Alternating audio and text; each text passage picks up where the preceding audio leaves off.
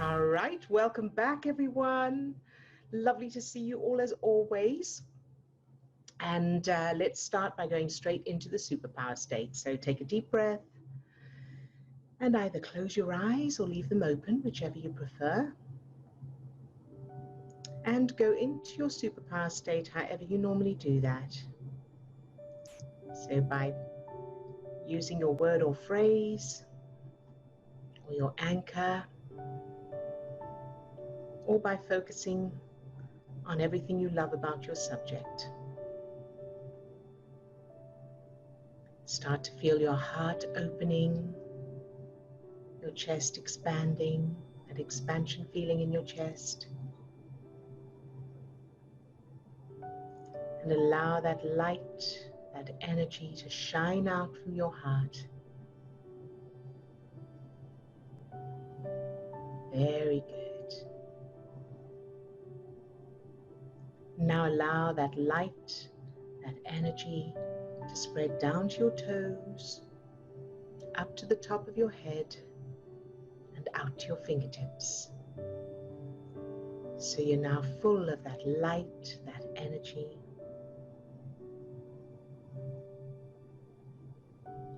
And now allow that light or energy to fill each of the 50 trillion cells that make up your body. Love each cell just for existing.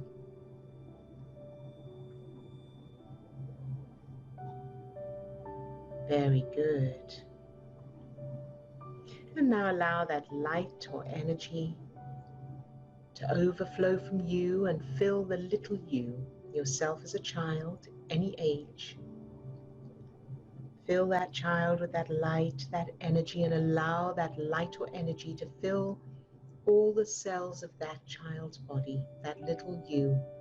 Love each cell just for existing and loving that child, no matter what, exactly as they are. And then allow that light or energy to overflow from that little you and fill your whole childhood, no matter what, shining that light into any darkness that might be there, loving every person, everything, every event, every circumstance, exactly as it is.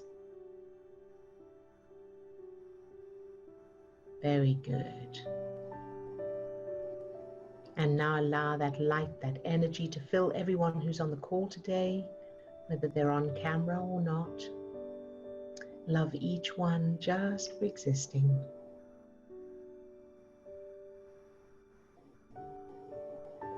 Good job. And now do a surge.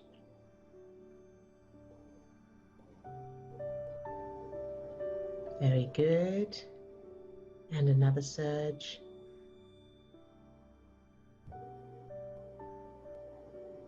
Good job. All right, you can open your eyes.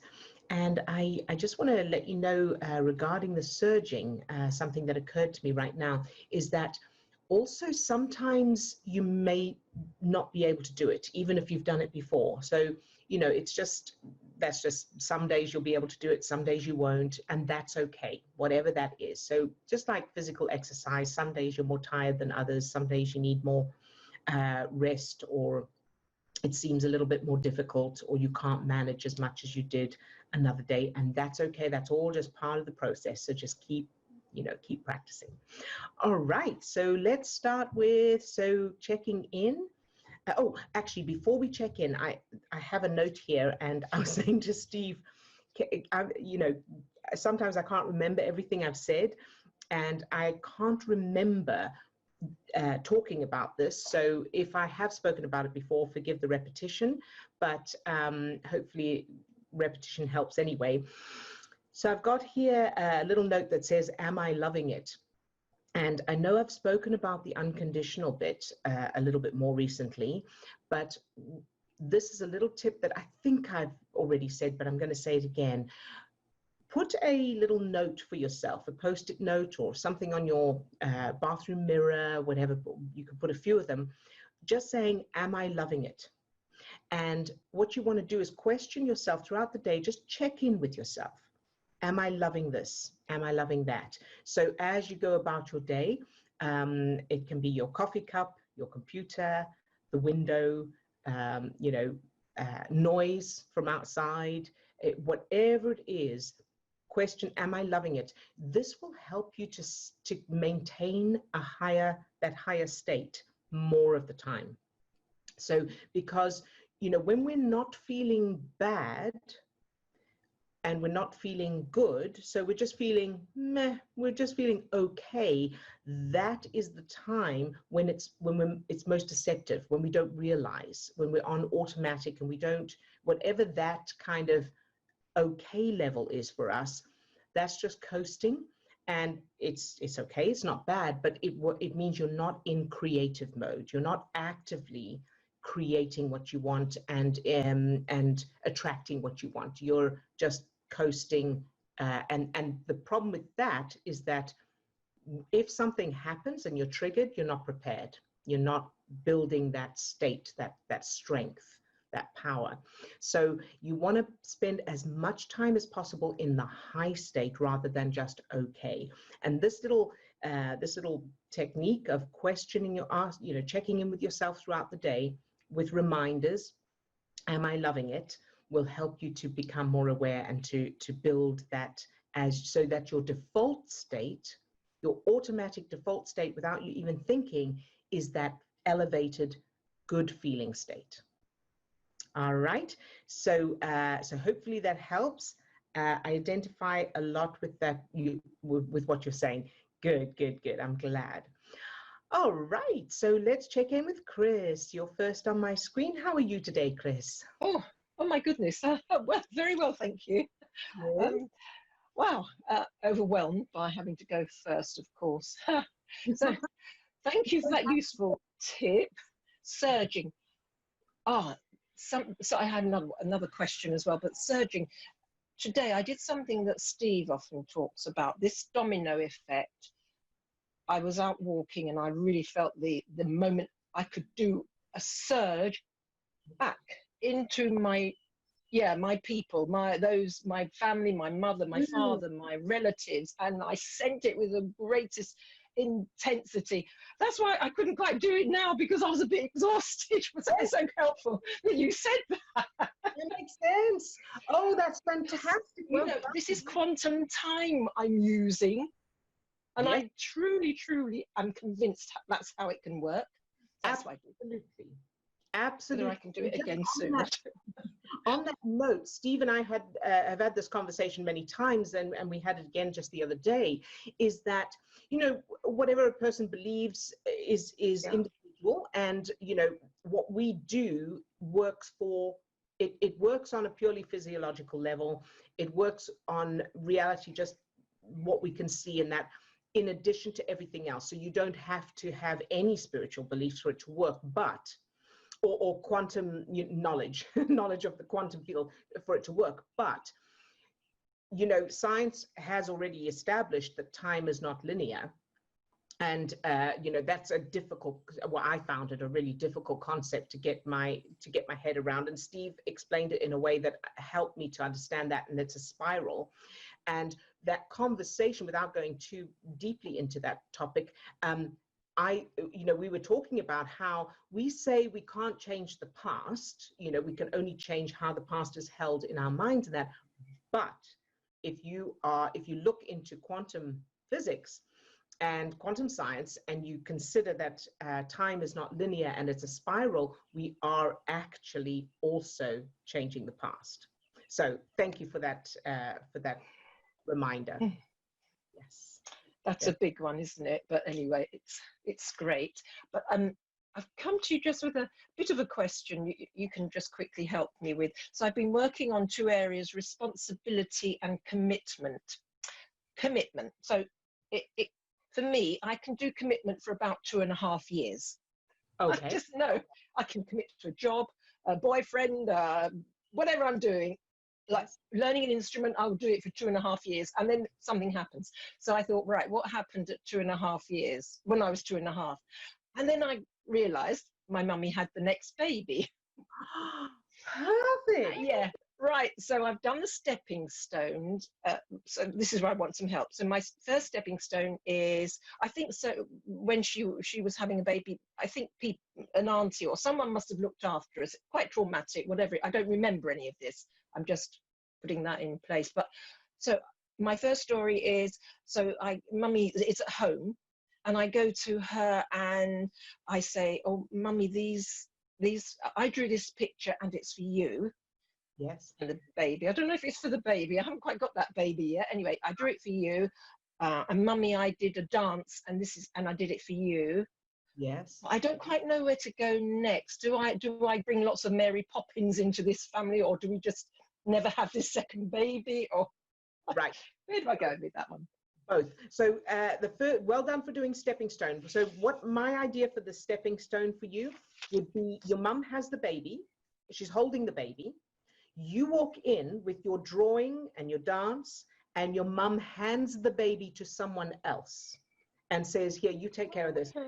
And the full attention is on you. Someone else looks after the baby for her so that she is able to fully focus on you. Does that make sense? Yeah, yeah. Good. So that's the stepping stone. So you practice that 3 times so that it's established. And then the final memory is, of course, you are an only child. There's no second baby.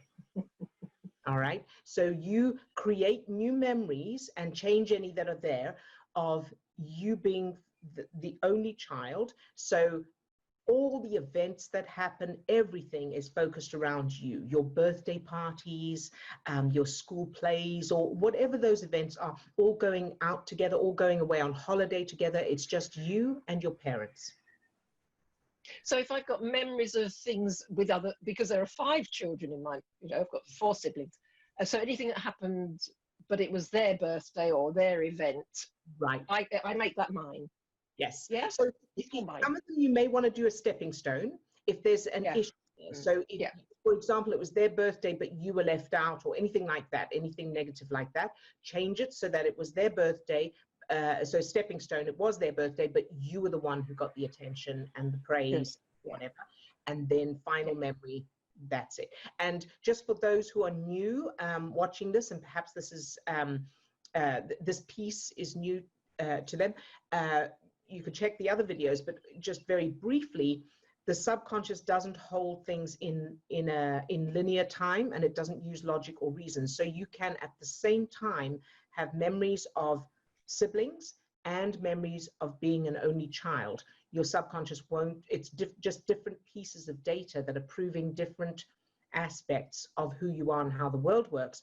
And your subconscious won't be able to use, can't use logic, so it won't question anything. There's no contradiction there. It's only your, excuse me, it's only your conscious mind that will do that. So hopefully that helps.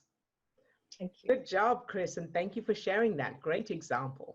Pleasure. And well done for discovering that. So again, for anybody else, things like that are the pattern of a certain period of time, yes, going back to what happened, what's the earliest memory of, or what happened at that age, that kind of thing. So that was a perfect example. Good job.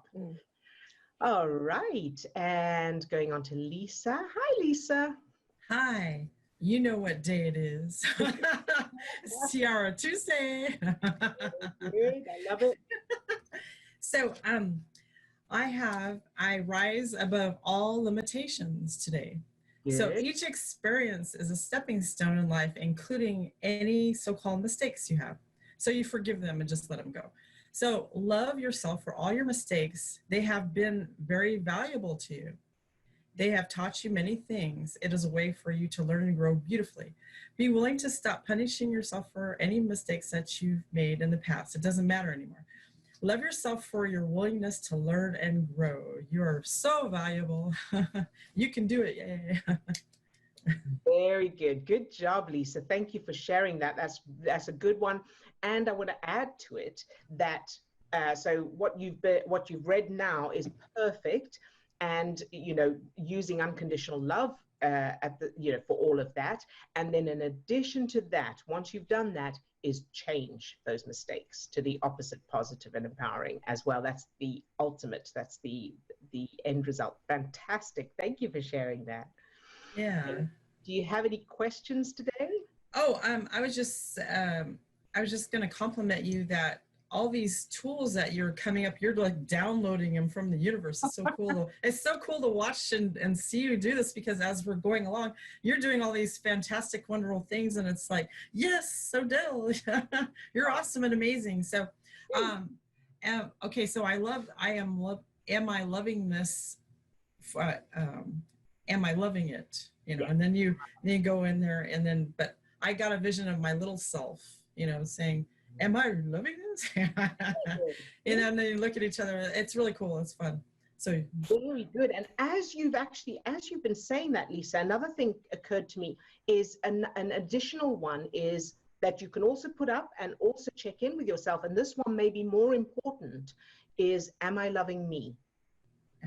In this moment, am I loving me? And if you can't manage to love you, love the cells of your body. At the very least, fill the cells of your body with that light, that energy, that love. Love each cell for existing. So am I loving me? And am I loving this or it or whatever? So thank you. Wow, that's so amazing and very powerful. Thank you. You're welcome. You're very welcome. Thank you for your contributions here. Thanks. All right, and Swasti. Hi, Swasti. Hello. How are you today? I'm good, thank you. I just wanted to share something I wanted to share this for a while, but I didn't think it was important enough. So that's probably something there regarding that. So it's about the weight maintenance, so weight loss and maintaining it, and the hair situation. So I recently came across, I've changed memories of life is simple, life is easy. For me, hair and weight loss was such an issue. And now it's simple. So I did change memories, and then there was a lag. I also wanted to ask about this lag that I get. It's really interesting. And I found this YouTuber who explains weight loss and hair really simply. And she's been through the same situation as me. I can share that with anybody who wants it here as well. But it's just 5 videos, and she explains it so well. And I was like, oh my God. So I am doing a sugar detox for this month. Yes, because she suggests that. So yeah, it's really good.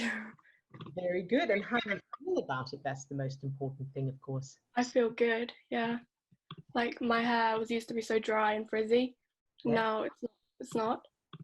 So I would put so much oil in it and then I would fall out because of that. And it was just a cycle, but now it's simple. Yeah. Good job. Well done, you. And so this is another great example. And, Steve and I have experienced this a lot ourselves, and clients have experienced it as well, is that once you change the references, so this is not it is magic in a way, but it's not like Harry Potter magic.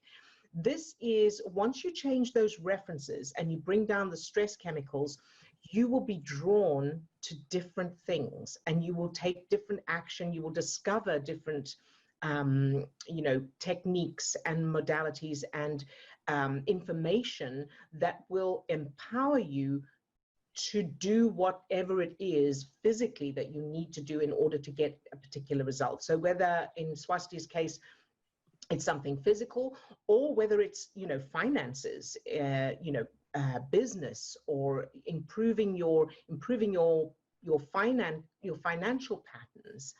All of that is, so it's not like, oh, if I do this, I'm going to win the lottery. You may, but that may not be the way you come into that money. It may be that you come up with an idea that you haven't thought of before, or you think of, you're drawn to a particular path or topic.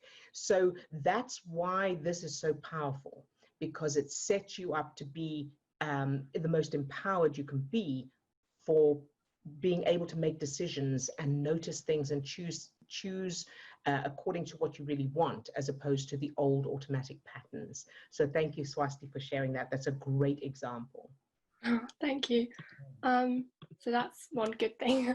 Something that's not so good, I guess, is this. I've been feeling this feeling of being kind of lost and in like unknown territory, because I'm blaming this on the virus situation, but I know it's obviously something inside.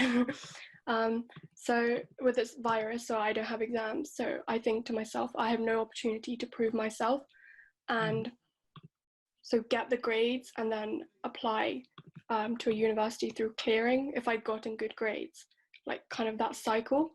So is this like fear of the unknown, and I don't know what's going to happen, and I might be doing this IQ test preparation for no reason, because I might not even make it. I might have to take a whole year out to like do the exams again when I was supposed to do them this year, and I would have forgotten everything by then. It's just like this cycle and this loop inside my head. Yeah. Yes, very good. So a couple of things we want to look at here. So I'm going to put the cycle bit aside for a moment and we'll come back to it. So the first thing I want to ask is, so what's the worst case scenario? What's the worst that you know, that you think could happen? What's the thing you dread most or you're worried about most?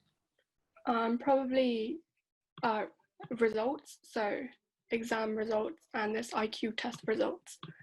Well, they're the main two things. Okay. And now I'm not scared of like pressure or people judging me anymore, which is good. But just not being successful and like getting the same result as before. Okay, good. And what's wrong with that? Well, I want to. I want to be successful. I want to see improvements, and I want to grow. Okay, so I'm going to take you through a process that I went through.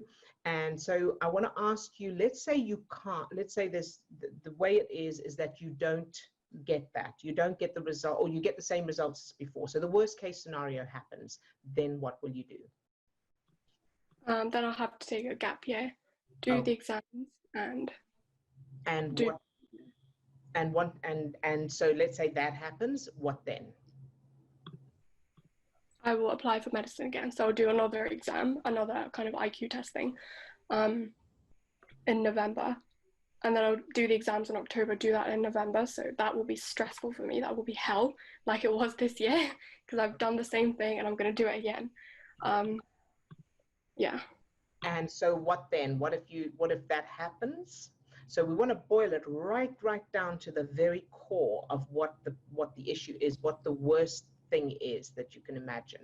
What will you do if that happens? Okay, so I'll probably, if I'll just fail that exam again, do the exams, yet get worse grades than what my teachers gave me, right.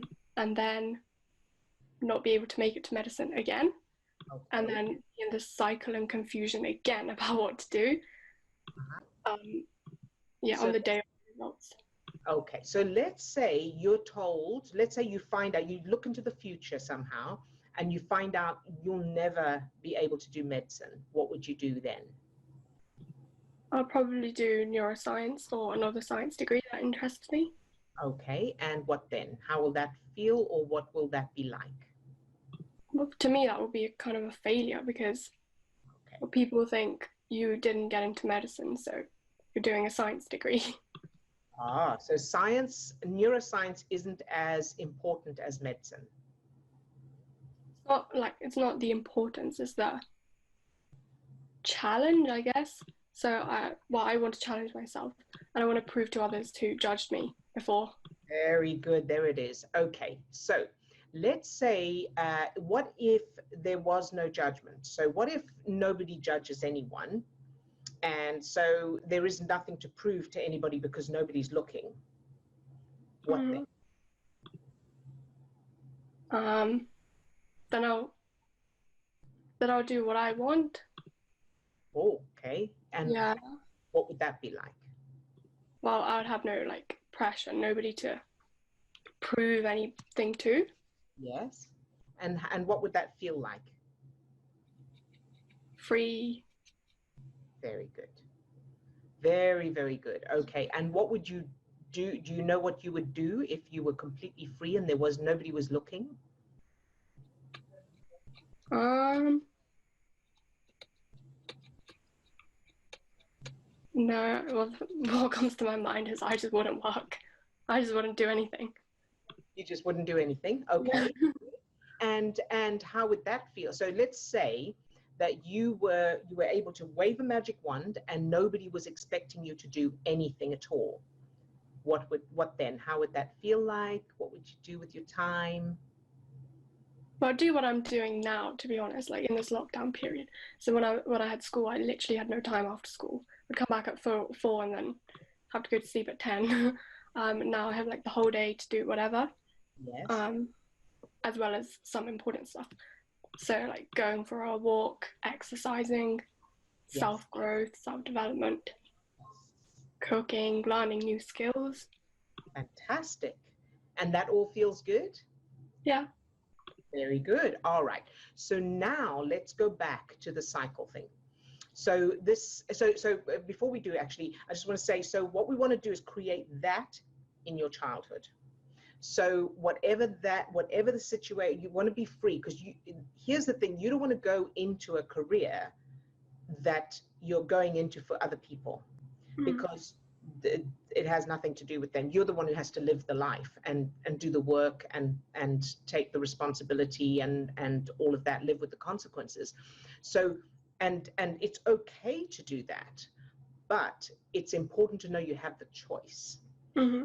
That you could do that if you choose it strategically, or you could do anything you want. You want to make sure that those the childhood memories, the subconscious references, are supporting whatever the end result is that you want.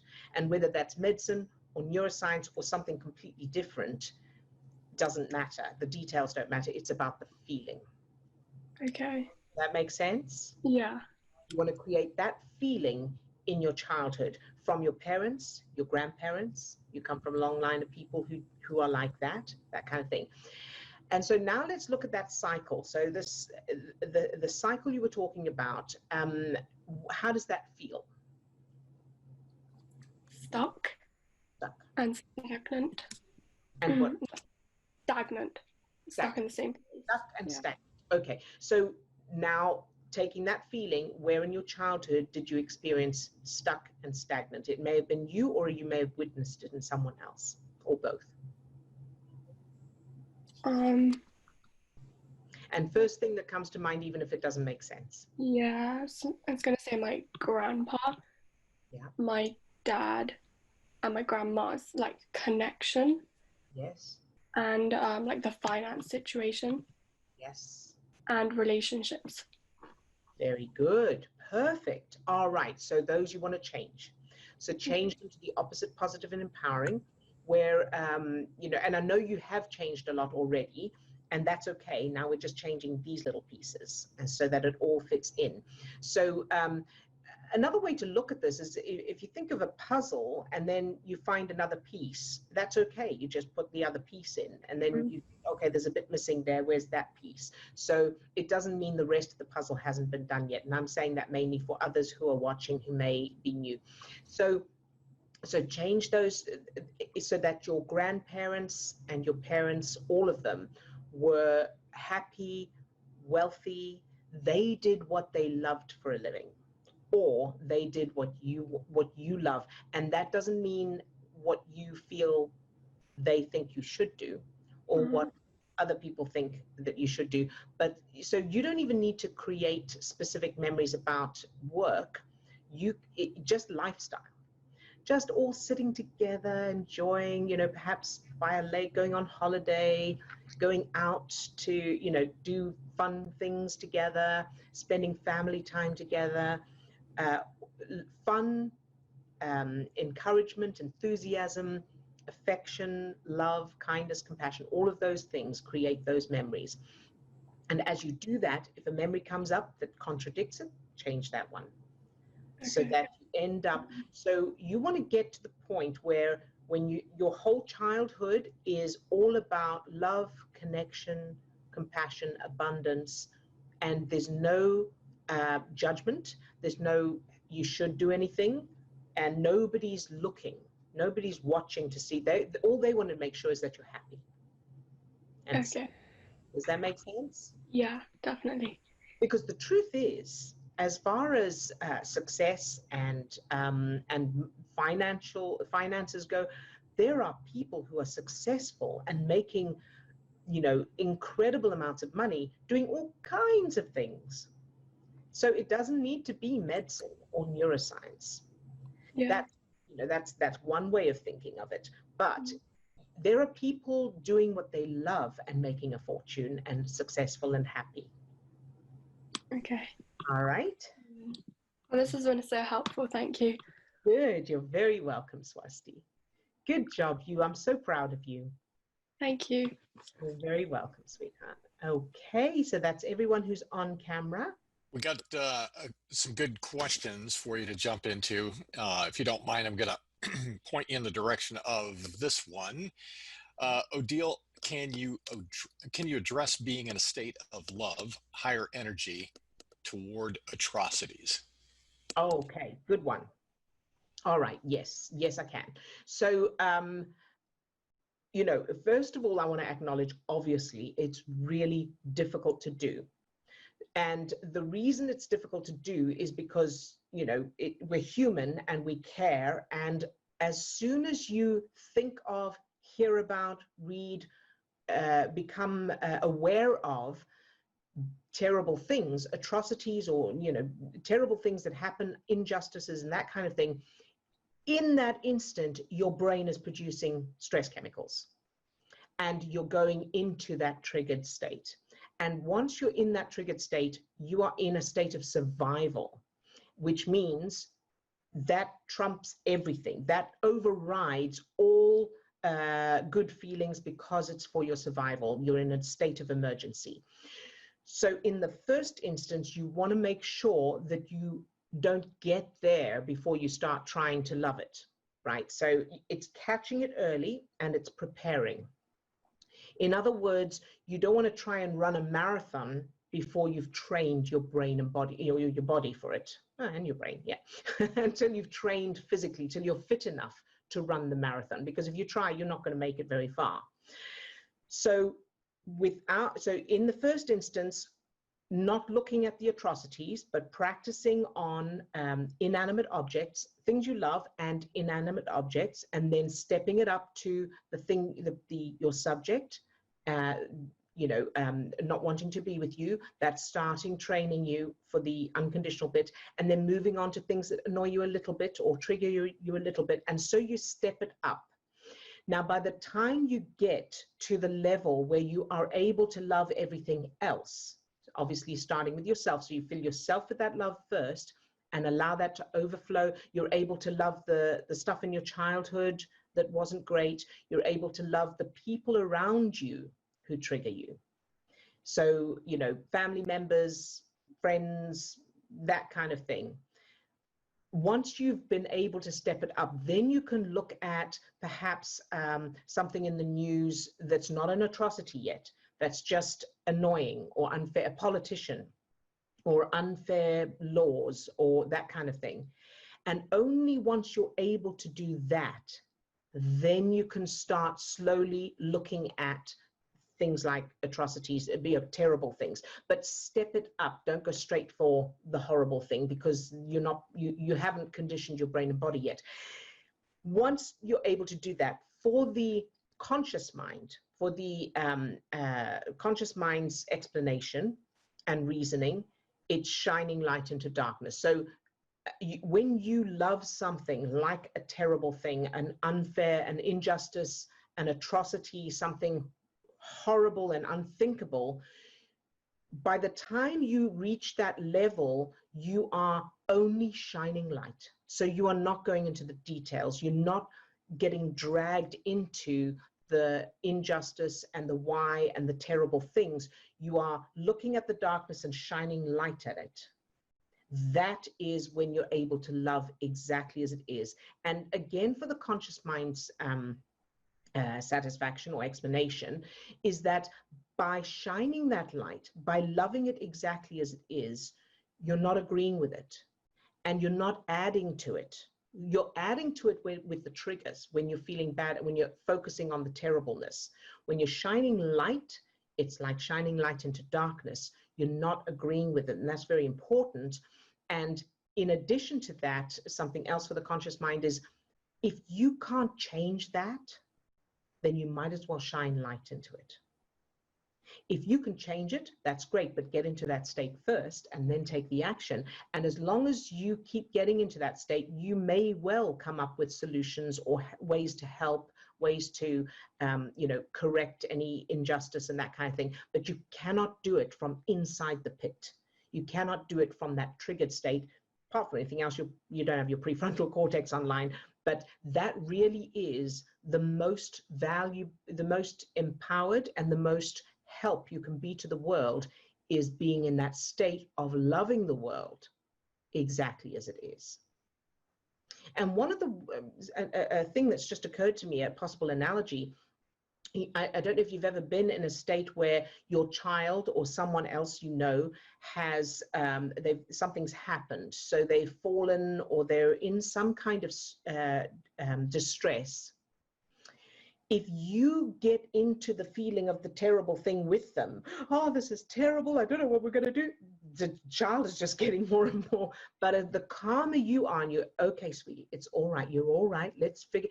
The calmer you are, and the more you're able to stay outside of the trigger and the terribleness, the calmer the child will get, and the more you're able to take those strategic, helpful actions to help that situation, because you can't undo it. But hopefully that helps to explain. If the thing is already there, shining light, but it's stepping up. You can't just run the marathon. You have to train, and you have to step up slowly, bit by bit, more and more difficult things. So I hope that helps to explain. Thank you for asking that question, because I know that will help. I know others are wondering it as well. So if there's still any doubt there, or you still need clarification, let me know. All right.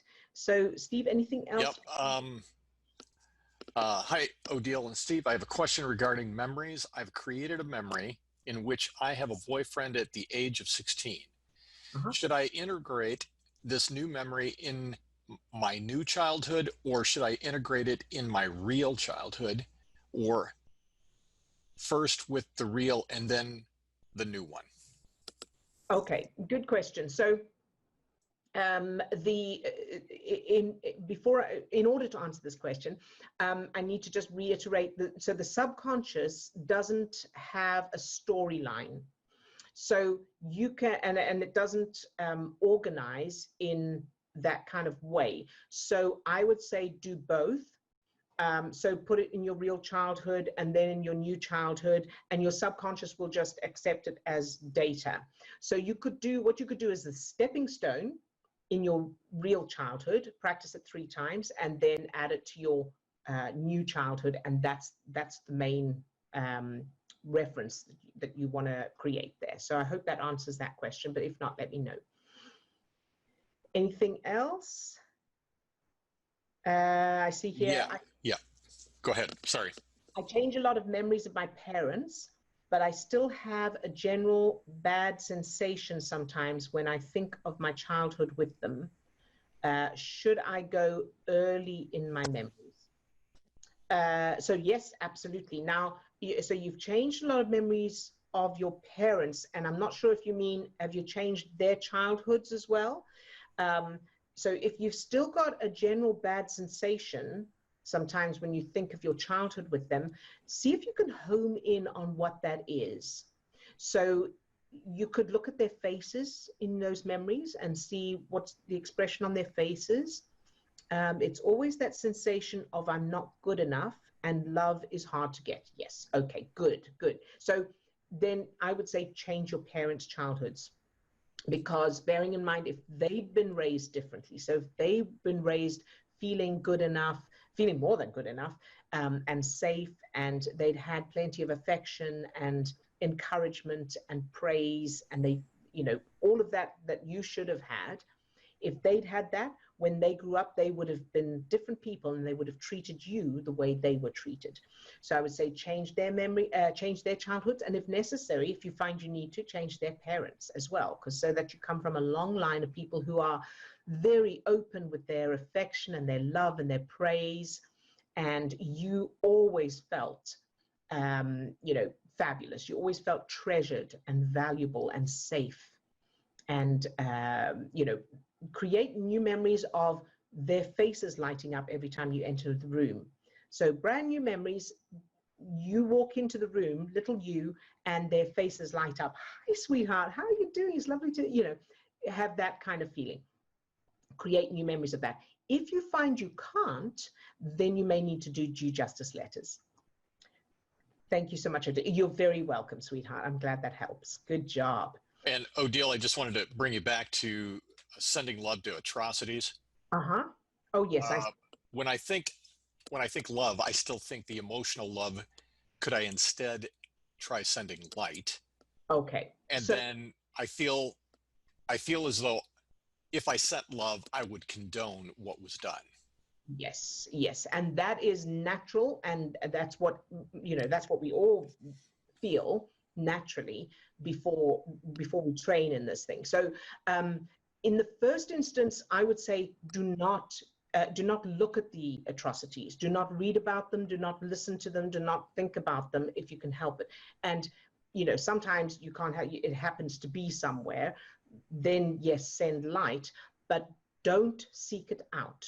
And don't allow yourself to so don't allow yourself to try and run the marathon before you've trained for it. So atrocities happen, or you hear about it, or your mind wanders off to it. And I know how easy that is. Bring it back to your color.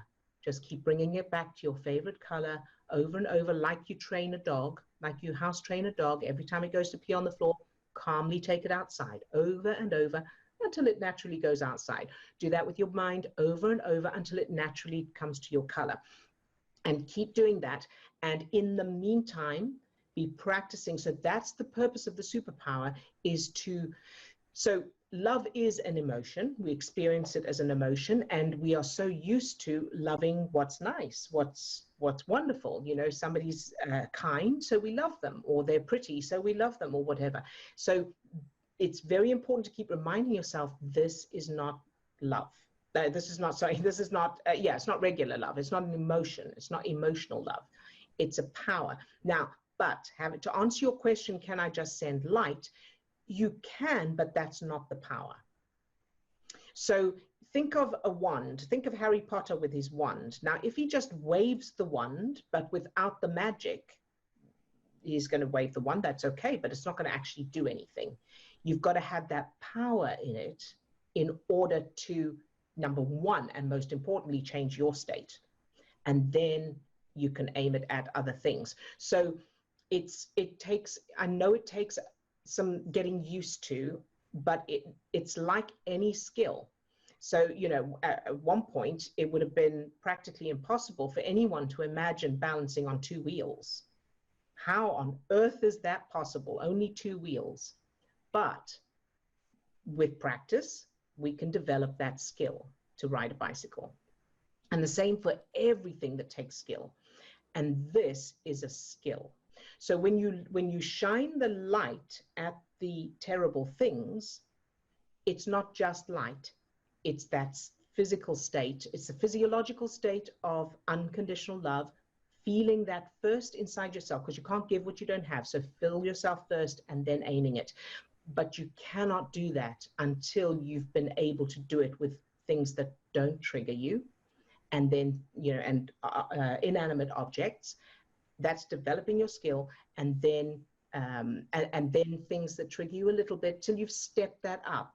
And by the time you've really got that skill where you are truly loving the computer just for existing, and you are truly loving your family member, whether they ignore you or not, or whether they do things that bother you or not, you're able to maintain your state of loving that person. And by loving, I mean shining that light and literally feeling, I love you exactly as you are, and I don't need you to be any different. then you'll be able to start doing that with more and more difficult targets. And like I say, from before you've managed to train for it, or before you've got to that stage, it can be really hard to imagine loving something or someone that does those atrocities, and the atrocity itself. That's really hard, but it's shining light into darkness. So it's that combination of constantly reminding yourself that what you're doing is a power, and it's shining light into darkness. You are not approving or contributing in any way.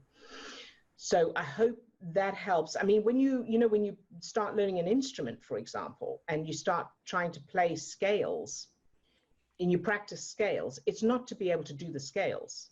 It's to be able to play the songs you want to play. When you're practicing on inanimate objects with your superpower, it's not to be able to send love to a coffee mug or a cushion. It's to develop the skill inside yourself so that you're able to send it to more and more difficult targets. It's to be able to tune in to that exact tricky bit that is unconditional love regardless. Because, and I did a post on this a while ago, unconditional means unconditional. It means no conditions at all. So if you're living in a state of unconditional love, it means you're able to maintain that state while you're watching the atrocity or aware of the atrocities in the same way that you're aware of the people and things that you love. It's the same. And I know that's hard, but again, practicing, just like practicing scales. I hope that helps, but if not, let me know. A couple of words that I would add for myself that helps is thinking about unconditional love as building that state of mastery. Yes. Building that state of being the master of your emotional state. Because what we're trying to do is get out of that place whereby other things outside of us have the control of our emotional state.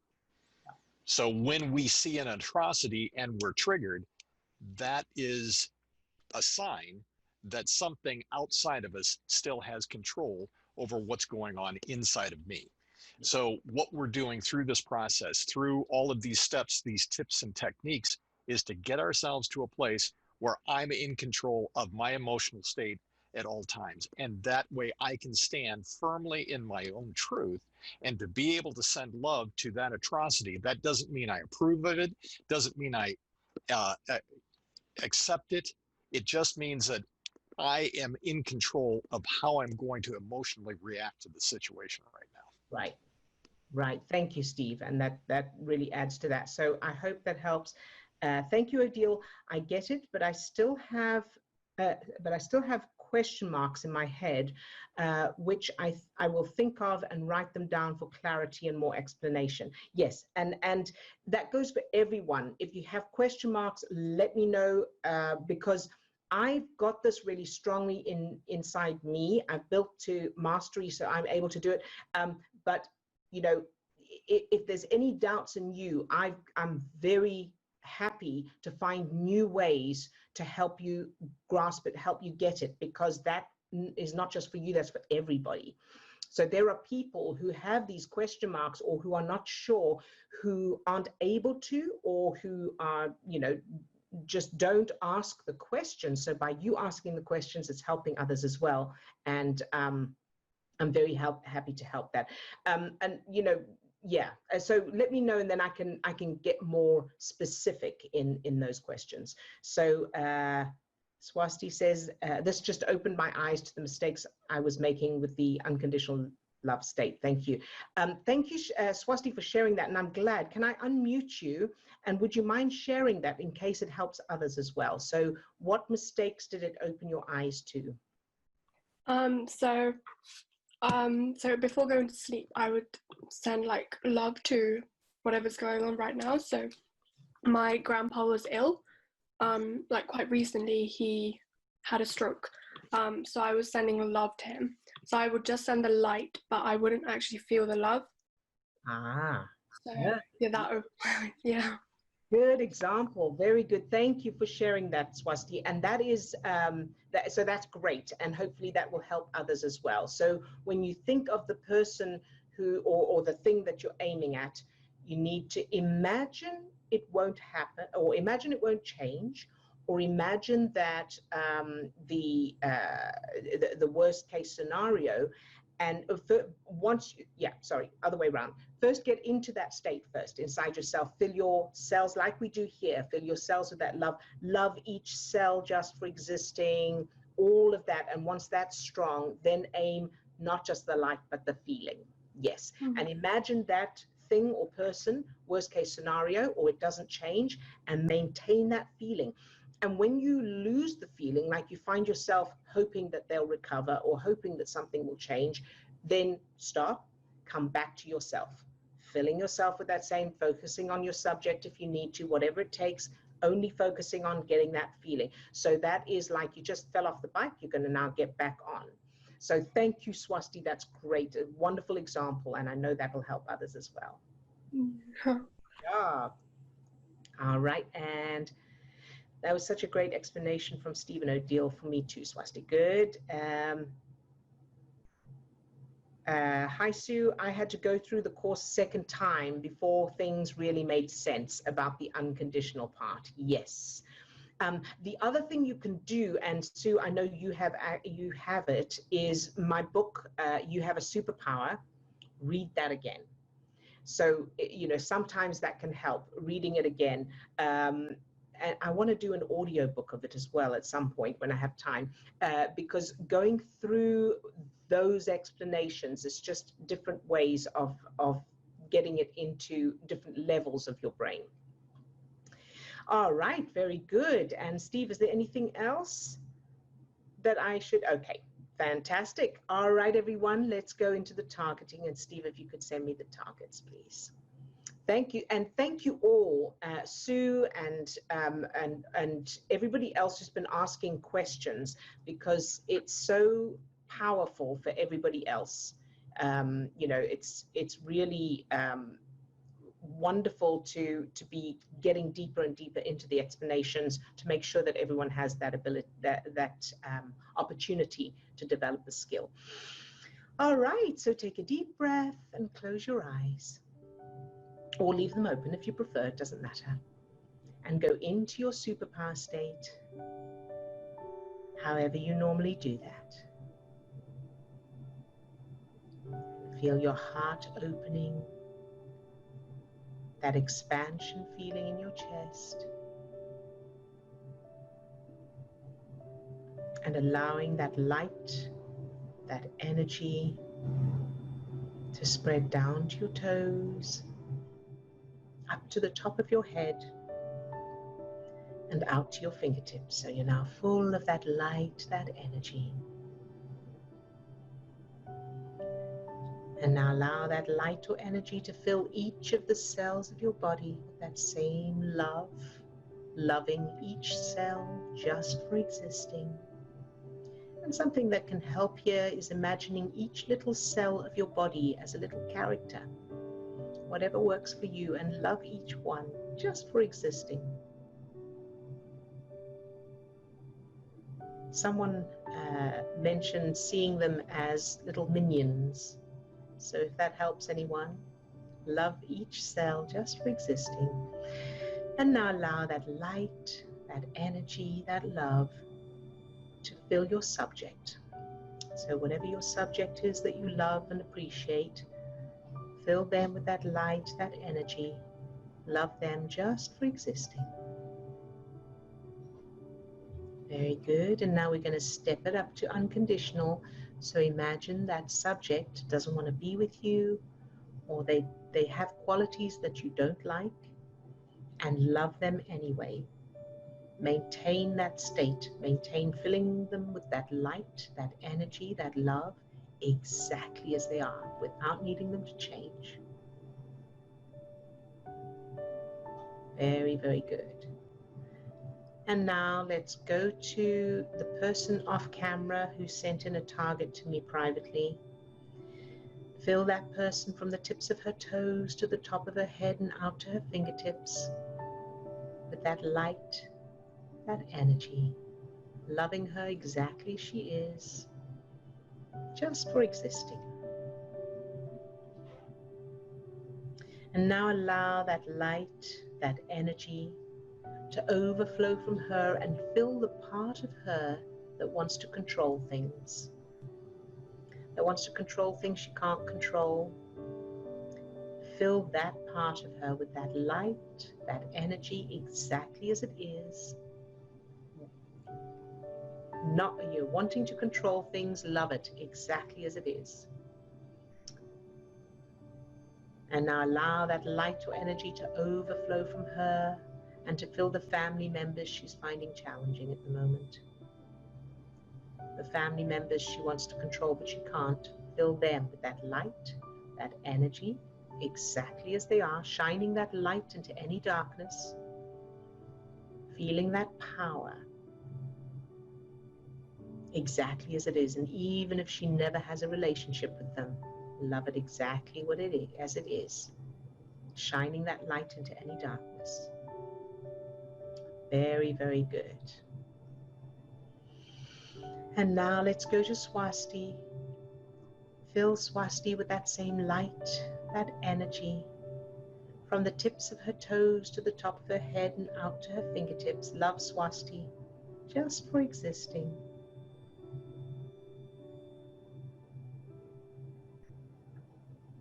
Very good. And allowing that light, that energy to fill the part of Swasti that feels that she has to do something rather than she wants to do something. Whatever's there, whatever those judgments, those conditions, love it all exactly as it is, shining that light into any darkness. And now imagining the worst case scenario for Swasti and filling that with that same light, that energy, no matter what, whatever happens, shining that light into the darkness. Can't create anything bad. Has to turn out to be either good or nothing to worry about, as long as you're in that state, that empowered state of unconditional love. So loving everything, loving it all anyway, no matter what, shining that light. Good job. And now to Lisa, filling Lisa with that same light, that energy, from the tips of her toes to the top of her head and out to her fingertips. Loving Lisa, just for existing. Very good. And allowing that light, that energy to overflow from Lisa and fill everyone's financial situations. Financial circumstances and events, no matter what they are, and all the fear on the planet. So all the financial challenges and all the fear, fill it all with that light, that energy, exactly as it is, without needing it to change, shining that light into all the darkness, loving it all anyway. Very good. And now to Chris. Fill Chris with that same light, that energy, from the tips of her toes to the top of her head and out to her fingertips. Love Chris, just for existing.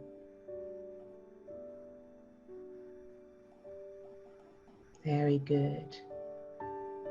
And now allow that light, that energy to overflow to the part of Chris that finds pre-paving challenging. So whatever's there about pre-paving, love it all exactly as it is, whether she's able to pre-pave or not. Fill that with that same light, that energy, loving it exactly as it is, shining that light into any darkness. Very, very good. And now allowing that light, that energy to overflow from you and fill everyone who's off camera and watching the recording. Fill all of them with that light, that energy, that love exactly as they are without needing them to change, shining that light into any darkness. And surge.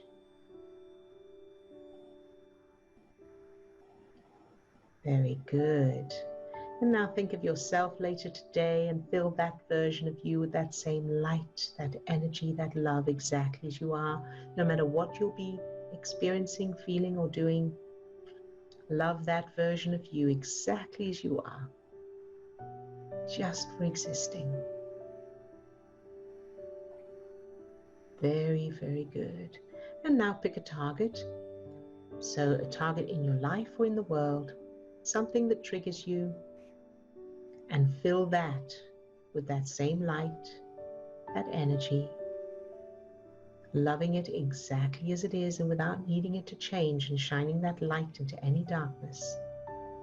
That person or animal or event, circumstance in your life or in the world, no matter what it is, shining that light, loving it exactly as it is. That's your power.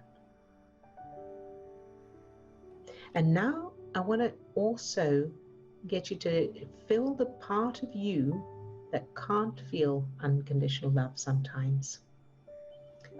So whatever part of you finds it difficult to grasp the unconditional bit, or can't quite tune in to the idea of loving something unconditionally, whatever that is, fill that part of you with that light, that energy, and love it exactly as it is. Love yourself, whether you can feel unconditional love or not, whether you ever feel it or not. Love the fact that you can't.